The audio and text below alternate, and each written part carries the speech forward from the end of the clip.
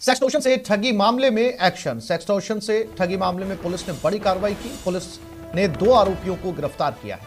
आरोपियों के पास से 2 फोन बरामद किए गए। फोन के अंदर ठगी के अहम सबूत मिले हैं। पुलिस को देखकर आरोपी भागने फरार हुआ। आईपीएस की डीपी लगाकर ठगी का आरोप है।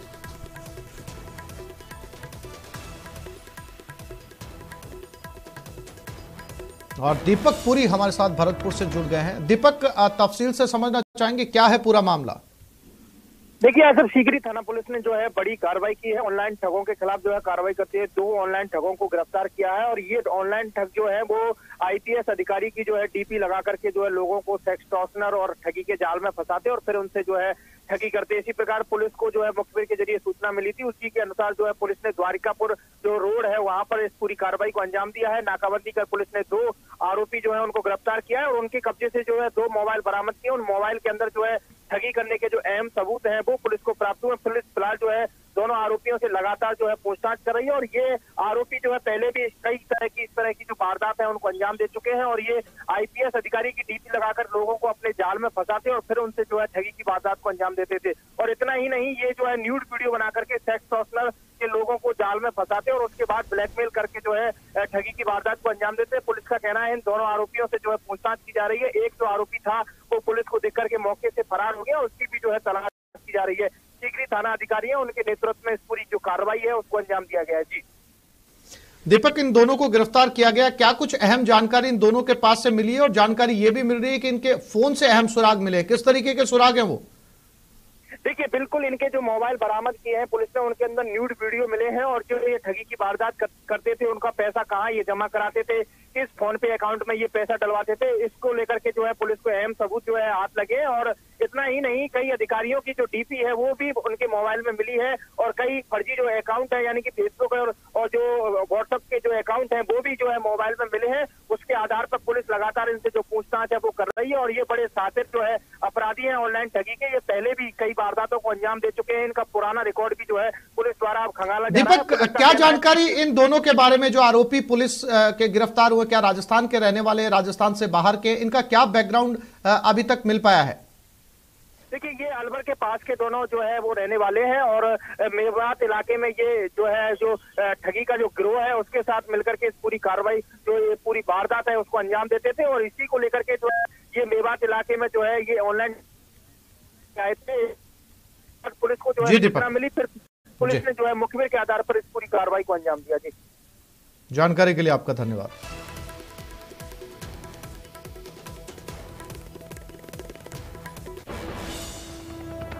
यह खबर झुंझुनू से है। भूत का साया बताकर अंगारों से दागा। महिला पर भूत प्रेत का साया बताकर अंगारों से दागा गया। धधकते अंगारों से झुलसे महिला के दोनों हाथ। अच्छे स्वास्थ्य के लिए बाबा के धूक लगाने पहुंची थी ये महिला। विरोध करने पर परिवार को तंत्र विद्या से मारने की धमकी दी गई। महिला ने खेतड़ी नगर में थाने में मामला दर्ज करवाया। पुलिस ने मामला दर्ज कर जांच शुरू कर दी। अंदर मंदिर में गई थी, मेरी इच्छा हुई कि मैं मंदिर में जाऊं। मैं, मेरा पति ने बोली मेरे साथ चलो मंदिर में। बोला ठीक है चलो। मंदिर में गए हम। मंदिर जाने के बाद वो पुजारी है ना, वो बैठा था वहाँ पर, वो पूजा कर रहा था। मैं भी वहाँ पर बहुत सी लुगाया बैठी थी। बड़ी बेटी जना वो बोलो कि है ना एक अंदर तो भूतनी है जना, भूतनी है। फिर मेरे चोटों पकड़ के 2-3 चाटा लगाया और चोटों पकड़ के घसीट तो और नीचे गिर दियो।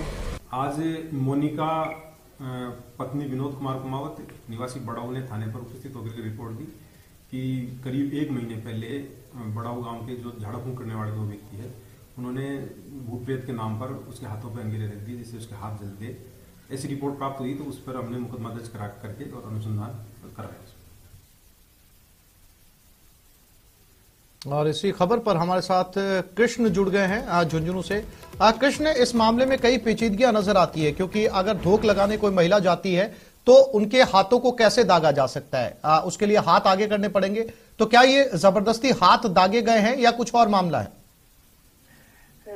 जी, मैं आपको बता दूं कि महिला का कहना है कि जो है वो बड़ाऊ गांव के एक मंदिर में बाबा के पास गई थी और बाबा ने उस पर भूत प्रेत का साया बताया था। और उसके बाद है जो उसके जो साया बताते हुए और उसके दोनों हाथ हैं वो आगे करवाया। और उसके बाद है जो बाबा ने जो है वो उसके हाथ पे अंगारा रख दिया और फिर उसने जो हाथ हटाने की कोशिश की तो जो उसके हाथ को एक जो बाबा के सहयोगी है उन्होंने पकड़ लिया और इसके बाद वो लगातार चिल्लाती रही और इसी जो उनका पति था उनको मंदिर के बाहर बैठाए रखा। फिर जैसे ही उनके जो ये पूरा घटनाक्रम हुआ और उसके बाद वो चीखती चिल्लाती हुई मंदिर के बाहर गई। फिर उसके जो पति को पूरा घटनाक्रम बताया। इसके बाद बड़ाव में स्थानीय स्तर पर उनका इलाज करवाया गया और उसके बाद जो बाबा को शिकायत की गई तो बाबा ने कहा कि आपको जो करना है वो कर लो। इसके बाद करीब 1 महीने बाद जो पीड़ित पक्ष है उसकी ओर से खेतड़ी नगर थाने में मामला दर्ज करवाया है और पुलिस ने है वो मामला दर्ज कर इस मामले में जांच शुरू कर दी है। जी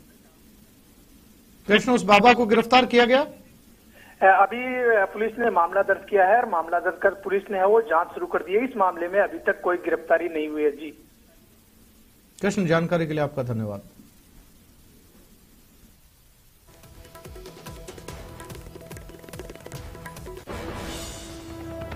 ये खबर बीकानेर से। पानी की टंकी पर 3 युवक चढ़ गए। कोलायत के हांडला मामले को लेकर टंकी पर चढ़े। दलित युवक से मारपीट मामले में आरोपियों की गिरफ्तारी की मांग की जा रही है। पुलिस पर कार्रवाई नहीं करने का आरोप लगाया है। दलित युवक से मारपीट कर खान में डालने का मामला था। गजनेर थाने में मामला दर्ज है। मनीष बीकानेर से हमारे साथ जुड़े हैं। मनीष, क्या समझाइश की कोशिशें जारी है या तीनों टंकी से उतर आए? जी, फिलहाल जो तीनों लोग हैं ये टंकी पर ही मौजूद है। न्याय की इनकी मांग है। दरअसल में कुछ दिनों पहले कोलाय थाना क्षेत्र के हाडला गांव में एक घटना घटी थी। यहाँ पर कुछ दबंगों ने जो कालूराम नायक हैं, दलित ये युवक था, इसको उठा के ले जाते हैं, मारपीट करके इसको जो खदान थी वहां पर फेंक दिया गया था। खदान में फेंकने के बाद में युवक जो है काफी गंभीर घायल हो गया था, जिसका पीबीएम अस्पताल में भी इलाज अभी फिलहाल जारी है।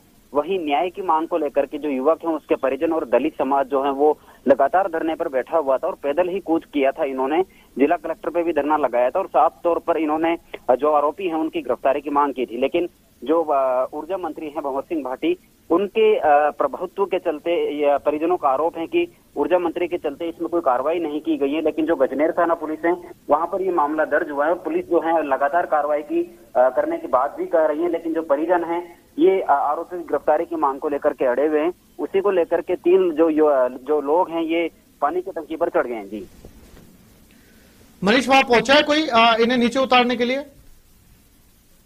जी, मौके पर पुलिस और प्रशासन के अधिकारी मौजूद हैं और लगातार समझाइश की कोशिश की जा रही है। आखिर में तीनों लोगों को नीचे उतार लिया जाए, लेकिन जो है अभी तक बात नहीं बन पाई है। जो तीनों लोग हैं, महेंद्र मेघवाल, मुनीराम नायक, छेलूराम नायक, ये तीनों पानी की टंकी पर चढ़े हुए हैं। वहीं पर जो एक युवक है वो कालूराम नायक का पिता भी बताया जा रहा है। तीनों लोग ये न्याय की मांग को लेकर के पानी की टंकी पर है। वही पुलिस प्रशासन के जो अधिकारी हैं वो मौके पर लगातार इनसे समझाइश करने की कोशिश में जुटे हुए हैं और इनको नीचे उतारने की कोशिश में लगे हुए हैं। जी बिल्कुल मनीष, जैसा कि तस्वीरों में भी साफ तौर पर नजर आ रहा है, क्या टेलीफोनिक बातचीत हो रही है मनीष इनके साथ में? क्योंकि ये मामला जो है वो कई दिनों से लगातार चल रहा है, बावजूद इसके अभी तक कोई ठोस एक्शन इस पूरे मामले में हुआ नहीं है। प्रशासन की ओर से मोबाइल के जरिए भी, फोन के जरिए भी बात करने की कोशिश की जा रही है। वहीं पर जो माइक काउंटर उससे भी उन तक अपनी बात पहुंचाई गई है। वहीं प्रशासन अधिकारी जो है वो अपनी इनकी बातों को मानने की भी बात कह रहे हैं कि इनकी जो मांगे हैं वो कर ली जाएगी और जितने भी आरोपी हैं उनको जल्दी जल्द से गिरफ्तार भी कर लिया जाएगा। लेकिन जो परिजन है इनकी यही मांग है कि जो दोषी है उनको जल्द से जल्द गिरफ्तारी की जाए और सख्त से सख्त उनको सजा दिलाई जाए, क्योंकि एक गरीब युवक, दलित युवक के साथ में इस तरह की घटना हुई है और मंत्री के प्रभुत्व के चलते पुलिस पर लगातार आरोप लग रहे हैं कि मंत्री की हस्तक्षेप के चलते जो है वो पुलिस वो इस मामले में कार्रवाई नहीं कर रही है। जी मनीष, जानकारी के लिए आपका धन्यवाद। और ये खबर हनुमानगढ़ से। पानी की टंकी पर 2 गौसेवक चढ़े। सरकारी चिकित्सालय में बनी टंकी पर ये युवक चढ़ गए। गोवंश अधिनियम में दर्ज मामले में गिरफ्तारी की मांग कर रहे हैं। थाने में सरपंच पर दर्ज है गोवंश अधिनियम का मामला। दोनों से समझाइश में फिलहाल पुलिस जुटी है, यानी टंकी का एक और मामला, पहले बीकानेर से और अब हनुमानगढ़ से। गोवंश अधिनियम में दर्ज मामले में ये युवक मांग कर रहे हैं और बताया जा रहा है ये मामला खुद सरपंच पे ही दर्ज है। और राजू रामगढ़िया हमारे साथ हनुमानगढ़ से जुड़ गए हैं। राजू, क्या है ये पूरा मामला?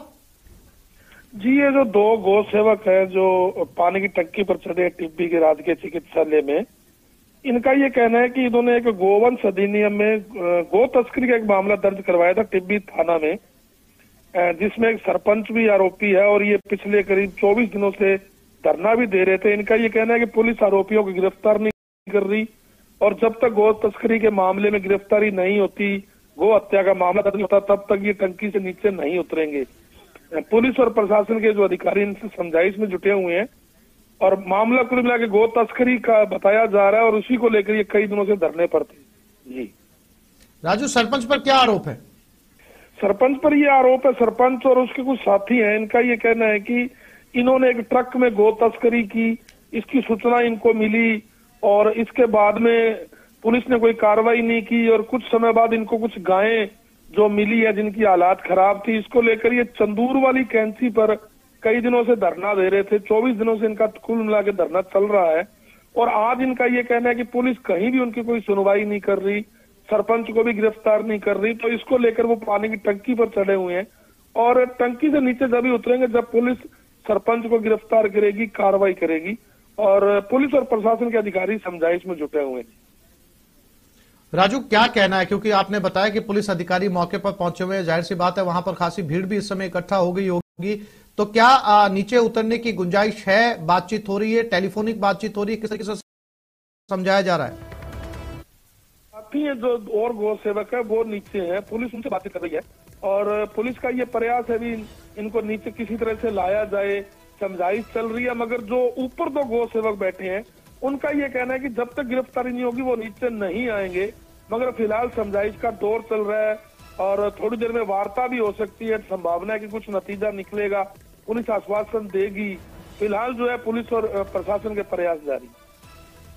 जानकारी के लिए आपका धन्यवाद।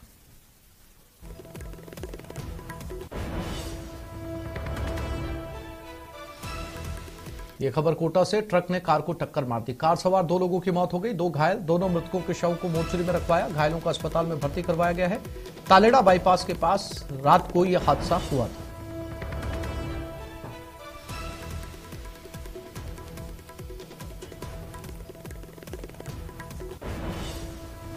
तो ट्रक ने एक कार को टक्कर मारी और इस टक्कर में 2 लोगों की दर्दनाक मौत हो गई। फिलहाल दोनों मृतकों के शवों को मोर्चरी में रखवाया है, जो घायल थे उनका अस्पताल में इलाज जारी है। ओम प्रकाश कोटा से हमारे साथ जुड़ गए। ओम प्रकाश, क्या अपडेट इस हादसे को लेकर?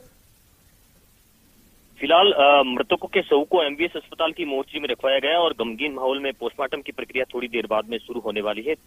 देर रात को ये बताया जा रहा है कि ये बूंदी जिले के तालेड़ा बाईपास के पास दर्दनाक हादसा हुआ। जयपुर से आते वक्त प्रवीण कुमार और उनकी साथ में जो एक परिजन थे सरला देवी, उनकी दर्दनाक मौत हो गई। हादसे में 2 अन्य लोग एक ही परिवार के जो है वो भी घायल हुए हैं, जिनका एमबीएस अस्पताल व निजी अस्पताल में इलाज जारी है। गमगीन माहौल में फिलहाल मृतकों के शव को एमबीएस अस्पताल की मोर्चरी में रखवाया गया। एक घायल जो बताए जा रहे हैं कि युवा वकील भी उसमें है, जिनका अस्पताल में इलाज जारी है, जबकि प्रवीण नाइक किसी सरकारी विभाग में रिटायर्ड थे और उनके साथ में सरला देवी जी की भी दर्दनाक मौत हो गई। फिलहाल हादसे के कारण जो है पूरी तरह से सामने नहीं आ रहा। परिजनों का कहना है कि ट्रक की लापरवाही के चलते, गफलत के चलते वो तेज रफ्तार ट्रक ने जो है कार को टक्कर मार दी थी। हादसे में 4 जो लोग थे गंभीर घायल हो गए थे, जिनमें 2 की कोटा लाते समय अस्पताल में मौत हो गई और फिलहाल 2 का एमबीएस अस्पताल में इलाज जारी है।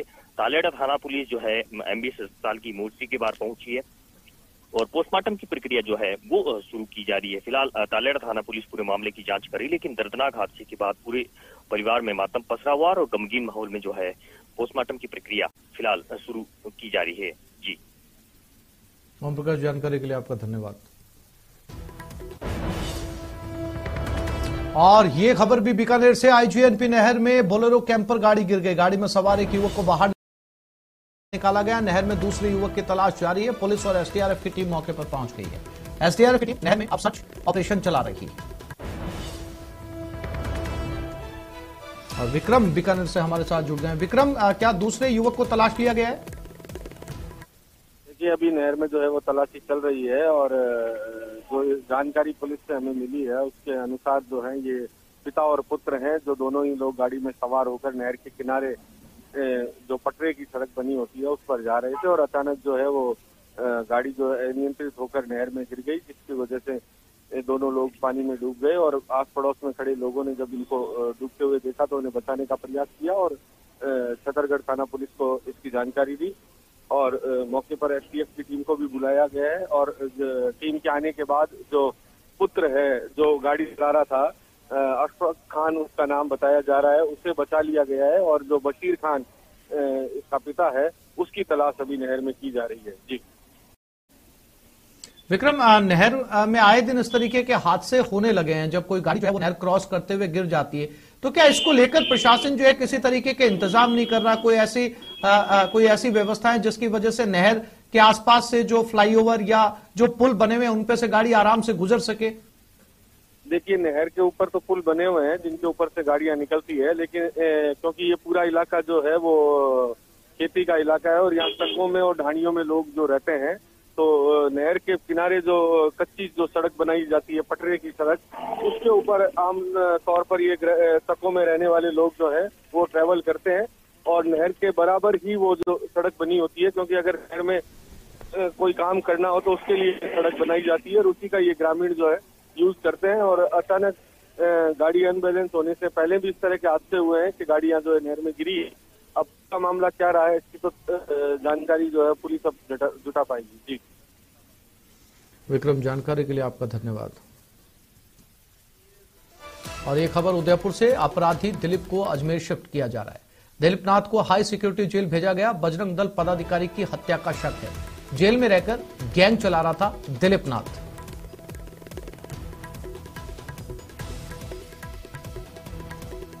और कपिल हमारे साथ उदयपुर से जुड़ गए हैं। कपिल, क्या अपडेट इस शिफ्टिंग को लेकर? देखिए आसिफ, जो राजू परमार की हत्या हुई थी उसके बाद में ये जो शक है हत्या का वो दिलीप नाथ पर गया था और दिलीप नाथ फिलहाल उदयपुर की सेंट्रल जेल में बंद था। वहीं से अंदर रहकर मोबाइल फोन के मार्फत जेल से बाहर अपनी गैंग को संचालित कर रहा था और उसने राजू परमार की प्रीतम उर्फ बंटी नाम के उसके एक जो गुर्गा था उसके मार्फत हत्या करवा दी। सुपारी किलिंग ये थी, इसमें सुपारी किलर गिरफ्तार हो गया लेकिन अन्य बाकी जो है वो फरार हैं। इस पूरे मसले को गंभीरता से लेते हुए पुलिस ने निर्णय लिया कि जो दिलीप नाथ जेल में बंद है वो उदयपुर जेल में मोबाइल फोन का संभवतः उपयोग कर रहा था। ऐसे में उसे देर रात अजमेर की हाई सिक्योरिटी जेल में शिफ्ट करने के लिए रवाना कर दिया था और रात को ही वो जो है पूरी पुलिस कस्टडी के बीच में अजमेर हाई सिक्योरिटी जेल पहुंच गया। वहां पर उसे शिफ्ट कर दिया गया है। अब ये माना जा रहा है कि वहां पर पूरी सख्ती के बीच में वो रहेगा और किसी भी तरह से अपनी गैंग को जेल के अंदर रहते हुए वो ऑपरेट नहीं कर सकेगा। जी कपिल, जानकारी के लिए आपका धन्यवाद।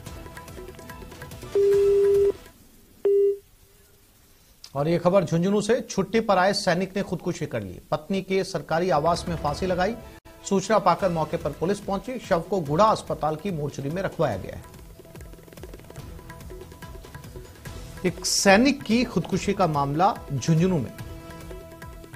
पत्नी के पास था, पत्नी सरकारी कर्मचारी है, सरकारी आवास पर था पत्नी के और वहीं पर उसने खुदकुशी कर ली।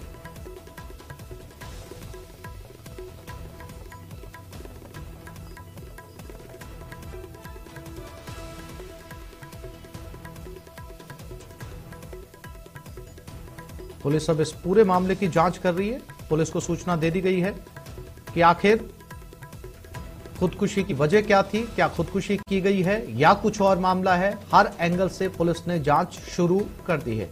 और कृष्ण एक बार फिर झुंझुनू से हमारे साथ जुड़ गए। कृष्ण, क्या जानकारी इस आत्महत्या को लेकर? पुलिस को कोई सुराग लगा, कोई जानकारी मिल पाई कि आखिर क्या वजह रही इस आत्महत्या के पीछे?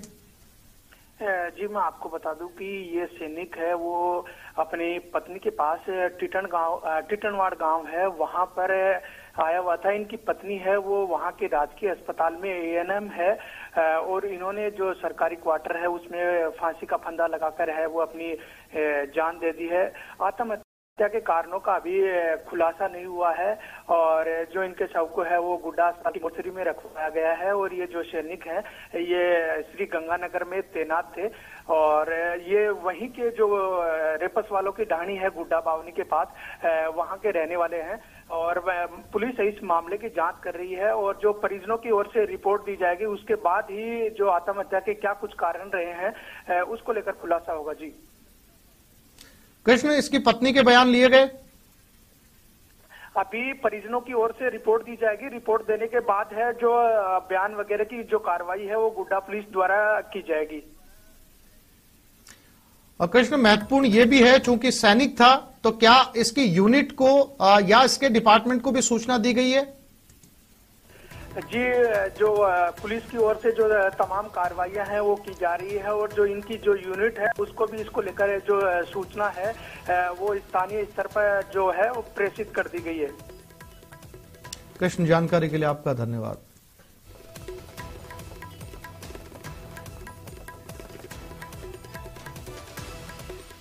पाली में एक ट्रेलर में अचानक आग लग गई और देखते देखते आग ने पूरे ट्रेलर को आग की चपेट में ले लिया। हादसे में चालक और खलासी बाल बाल बच गए। आग लगते ही चालक और खलासी ने ट्रेलर से कूदकर जैसे तैसे अपनी जान बचाई। आग की सूचना मिलने पर दमकल विभाग की टीम वहां पहुंची।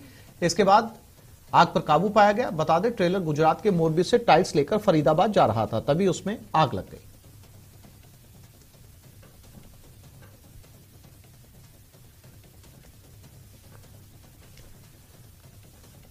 ये पाली की तस्वीरें हैं जहां पर एक ट्रक में आग लग गई। मोरबी से फरीदाबाद ये ट्रक जा रहा था टाइल्स लेकर।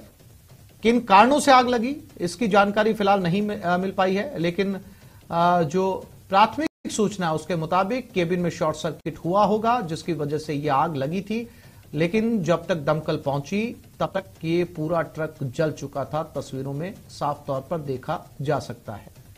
लेकिन इस पूरे घटनाक्रम के दौरान जो चालक और खलासी था वो कूदकर अपनी जान बचाने में कामयाब रहे।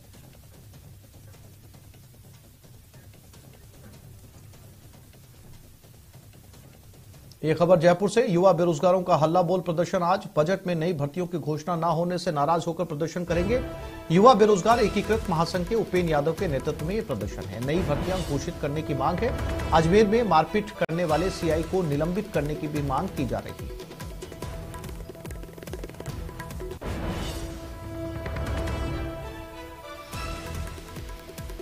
एक बार फिर से बेरोजगार सड़कों पर। नई भर्तियों की घोषणा नहीं हुई बजट में, इसको लेकर एक बार फिर से बेरोजगार एकीकृत महासंघ प्रदर्शन कर रहा है। और साथ ही साथ उपेंद्र यादव का कहना है कि अजमेर में जिस पुलिस अधिकारी ने उसके साथ हाथापाई की थी उसे भी निलंबित किया जाए।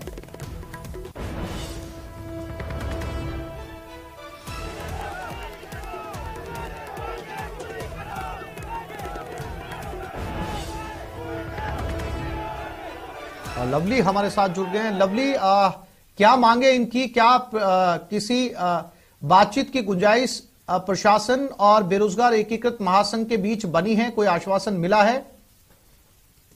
देखिए, फिलहाल कोई बातचीत का रास्ता, कोई बातचीत की बात जो है फिलहाल नहीं हो पाई है। और जो बेरोजगार हैं, युवा बेरोजगार, वो अपनी मांगों को लेकर के बिल्कुल जो प्रदर्शन है वो करने जा रहे हैं। अब से कुछ देर बाद में राज्य भर के बेरोजगारों को आज जयपुर कॉल किया गया है। बड़ी संख्या में बेरोजगारों के पहुंचने की उम्मीद भी जताई जा रही है। बेरोजगार महासंघ का कहना है कि उनकी जो मांग है वो साफ मांग है कि जो नई भर्तियां हैं वो घोषित की जाए। नई भर्तियों का ऐलान जो है वो सरकार द्वारा किया जाना चाहिए और अगर वो नहीं होता है तो आंदोलन को तेज करने के लिए जो है वो बेरोजगार जो है वो पूरी तरह से तैयार हैं और आंदोलन को सरकार के खिलाफ तेज किया जाएगा। और आने वाले समय में उन्होंने सरकार को वोट की चोट की भी चेतावनी दी है कि अगर सरकार ने उनकी मांगों पर विचार नहीं किया, नई भर्तियों का ऐलान नहीं किया, तो चुनाव में कांग्रेस की सरकार के खिलाफ जो है वोट की चोट का आह्वान जो है, आंदोलन का आह्वान जो है वो भी युवा बेरोजगार महासंघ एकीकृत के जो तमाम पदाधिकारी उनकी ओर से किया गया है। फिलहाल इन तमाम मांगों को लेकर के जो है वो बेरोजगार आज जयपुर से हल्ला बोलने जा रहे हैं, सरकार को जगाने जा रहे हैं कि विधानसभा सत्र में जो बजट की जो मांगे, डिमांड्स पर जब चर्चा होगी तो शायद मुख्यमंत्री नई भर्तियों का ऐलान करे, ऐसी उन्हें उम्मीद है। और इसी उम्मीद के साथ में आज वो सरकार को जगाने के लिए जयपुर में इस प्रदर्शन को करने जा रहे हैं। जी लवली, इसके अलावा अजमेर में जो हाथापाई हुई थी उपेंद्र यादव के साथ, उस पुलिस अधिकारी के निलंबन की भी मांग इसी प्रदर्शन में की जा रही है। हाँ, देखिए, बिल्कुल अजमेर के अंदर जो सिविल लाइन के थाना प्रभारी हैं उन्होंने जो है बेरोजगारों पर प्रदर्शन के दौरान जिस तरीके से अनुमति के बावजूद जो है उन्होंने उन पर लाठीचार्ज किया, प्रदर्शन के दौरान उनके साथ मारपीट की, अभद्रता की, और न केवल मारपीट अभद्रता बल्कि उन्हें गिरफ्तार करके मुकदमा भी उनके खिलाफ दर्ज किया। तो इन तमाम मांगों को लेकर के उनके निलंबन की मांग जो है वो यहाँ पर की जा रही है कि जो वहाँ के संबंधित जो थाना प्रभारी हैं उनके खिलाफ जो है वो जांच, हालांकि गृह सचिव और पुलिस मुख्यालय की ओर से उस मामले में एक जांच जो है वो शुरू की गई है, वो जांच अभी जारी है। लेकिन बेरोजगार मांग कर रहे हैं कि जांच पूरी होने के साथ ही जो दोषी थानाधिकारी हैं उन्हें निलंबित भी किया जाए, क्योंकि युवा बेरोजगार अपनी मांगों के लिए, अपने हक के लिए और पेपर लीक के आरोपियों के लिए जो जिम्मेदार लोग हैं जिनकी वजह से पेपर लीक हुआ उनके खिलाफ प्रदर्शन करने गए थे। तो लोकतंत्र में अपनी आवाज उठाना अपना हक और अधिकार है, ऐसा बेरोजगारों का कहना है। तो ऐसे में बेरोजगारों ने अपना हक और अधिकार की लड़ाई के लिए वहां पर प्रदर्शन किया और पीछे से पुलिस ने के जो थानाधिकारी हैं उन्होंने तानाशाहीपूर्ण रवैया अपनाते हुए, जैसा कि बेरोजगारों का आरोप है, उन पर लाठीचार्ज किया। न केवल लाठीचार्ज किया बल्कि उन्हें शांति भंग की अलग अलग धाराओं के अंदर उन्हें गिरफ्तार किया और गिरफ्तार करने के बाद में उन्हें देर शाम जो है मुचलकों पर छोड़ा गया। तो ऐसे में बेरोजगारों में अजमेर की जो पुलिस है उसको लेकर के खासा गुस्सा जो है वो देखा जा रहा है। और वहां अजमेर में पूरे राज्य भर के वो बेरोजगार पहुंचे थे जिन्होंने तैयारी की थी, पेपर में बैठे थे, लेकिन पेपर लीक हो गया। और बड़ी बात यह कि पेपर लीक के जो दोनों आरोपी हैं, सुरेश ढाका और भूपेंद्र सारण, इन दोनों की गिरफ्तारी की मांग भी ये बेरोजगार जो है आज के इस प्रदर्शन से कर रहे हैं कि जो दोनों आरोपी फरार हो चुके हैं, विदेश में जाकर के बैठे हुए हैं, तो पुलिस इंटरपोल की मदद से, सरकार, केंद्र सरकार की मदद से, विदेश मंत्रालय की मदद से और केंद्रीय एजेंसियों की मदद से इन आरोपियों को विदेश से लाकर के गिरफ्तार करे, ताकि जो पेपर लीक माफिया है उसकी कमर को तोड़ा जा सके। क्योंकि राजस्थान में पेपर लीक माफियाओं ने अपनी एक बहुत बड़ी जड़ें जो है वो बचा ली है, जिसके चलते युवा बेरोजगार जो है उनके सपनों के साथ में कुठाराघात हो रहा है, उनके सपनों के साथ में खिलवाड़ हो रहा है। तो इन तमाम मांगों को लेकर के आज राजधानी जयपुर से बेरोजगार जो है वो हुंकार बढ़ने जा रहा है और पूरे राज्य भर से बेरोजगारों को कॉल किया गया। अब देखते हैं बड़ी तादाद होती है, किस तादाद में जो बेरोजगार हैं वो यहाँ पर पहुंच पाते हैं। शहीद स्मारक पर जो है पुलिस बल काफी तादाद में लगाया गया है। जी, लवली जानकारी के लिए आपका धन्यवाद।